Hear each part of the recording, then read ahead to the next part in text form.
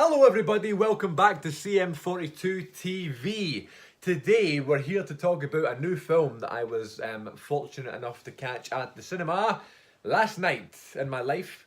It is called The Upside and it is a brand new film from 2019. Funny you should say that because it's not really. The film actually was made in 2017, back in the fucking golden age at this point. Years ago, in 2017. And I don't know why it's just now in cinemas. Maybe it's a festivals thing, or maybe it's a legal thing, or whatever. That can always happen. But this is a recent film in terms of where I'm from, my country, and maybe just I don't know if it's the same in America or whatever, or Japan or whatever. But in the UK or in Scotland anyway, The Upside is in cinemas now and is regarded as a new film. So this film stars. Get ready for this: Nicole Kidman, Bryan Cranston, and Kevin Hart. Right, if I was to ask you, give me three random actors, all of them have to be particularly different to the other, and neither of them can be similar in any way to the other one. There are three you could pick. You couldn't find three more randomly selected actors. I don't know who cast this film, but it is so fucking random. What a weird selection. The funny thing about it is, this group of people as a trio absolutely works. It's just such a joy, this film. And if you have the opportunity, wherever you are in the world, to watch this film, to catch it in the cinema, I highly recommend you do so. The three of them, what a weird combination. Nicole Kidman. Nicole Kidman has this power on screen, right? All of her characters and just the way that, as an actress, she's so elegant and she's so powerful and she's so commanding and she's so stunning on on screen. And she just has this power when you watch her. Bryan Cranston has that ability to make you feel whatever he wants you to feel. When he's playing a real tense scene, or he's being very happy and he's laughing and stuff, it's like an infectious type of performance that he gives in almost everything he's in. Breaking Bad, for example, is regarded as one of the greatest shows of all time. Would it be regarded as that if he wasn't in that? I don't know. He's just that actor. He's like the perfect actor for that sort of thing. One minute you're laughing with him, the other minute you're so tense, just so in it with him. And then you have Kevin Hart, who I really like, right? But Kevin Hart gets a bad rep sometimes because it's like, well, it's Kevin Hart, he's a comedian, all of his jokes are surrounding, like sort of black areas in America and being a black guy in America and that sort of thing. Sometimes, I mean, I'm only speaking truthfully here, sometimes it's hard to relate to, for obvious reasons. And you watch him on screen and he's always doing like buddy cop comedies and like daft films and stuff.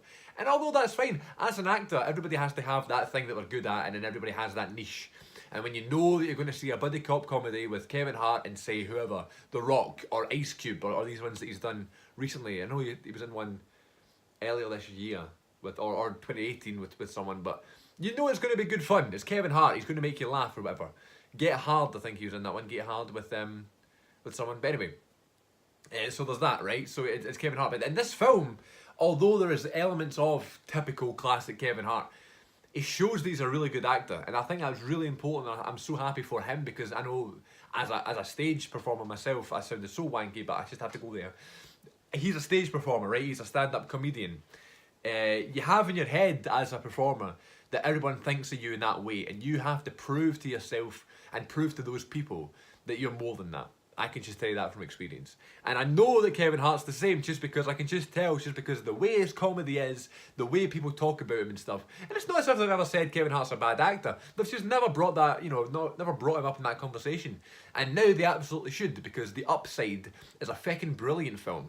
And it's one of those classic films. It's one of those ones that go on forever. And I know it sounds cliched and I know it sounds daft because it's a brand new film and it's not that great.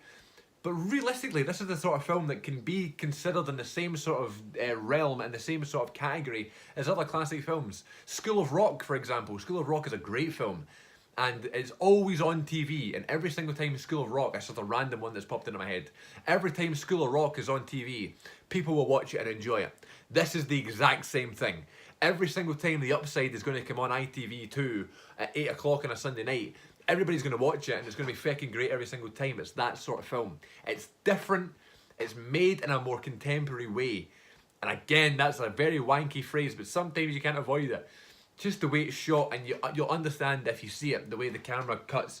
My mate brought up I think it's like a Good Will Hunting technique, where in Good Will Hunting something like there's a change in mood in the film, and they did a camera switch, and as the camera switches, the mood switches, and they did a lot of that in this film. It's just great.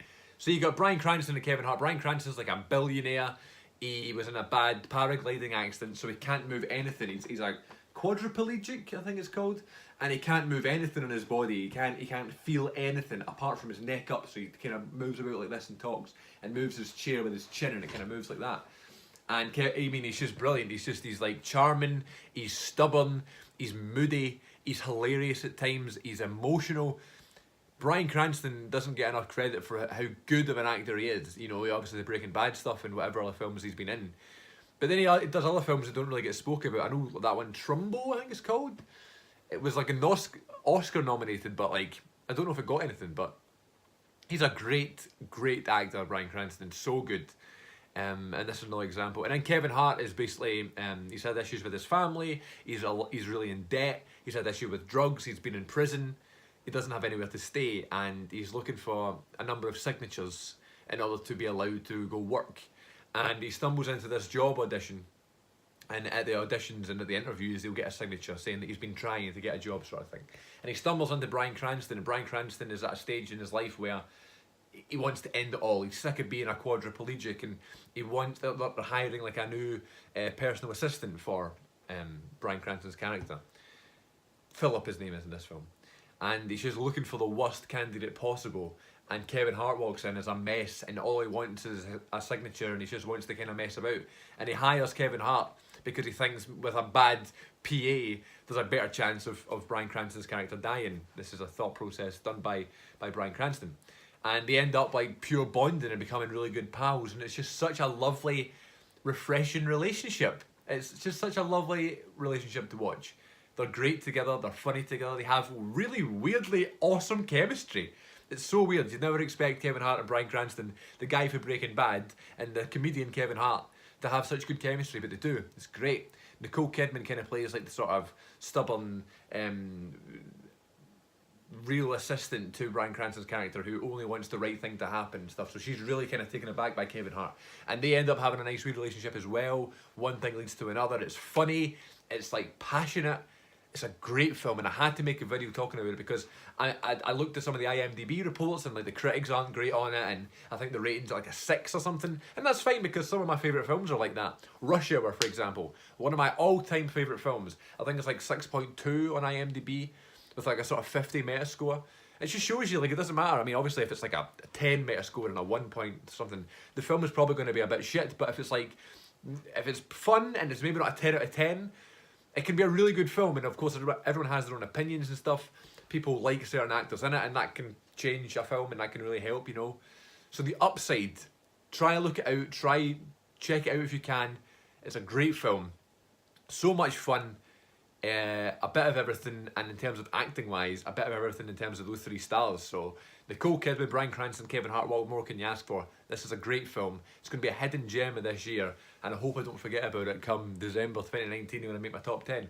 But who knows, this film this year is huge for films. Who knows what else we're going to get along the line. But until next time, folks, thank you so much for watching. There's more movie chat, as always, on my podcast, which is, of course, the Good Bit podcast, which you can get on Spotify, iTunes, Apple Podcasts, Podbean, Podomatic, anywhere you get podcasts. And now as well, full episodes here, even some video ones on CM42 TV. Until next time, thank you so much for watching. Stay safe out there, everybody.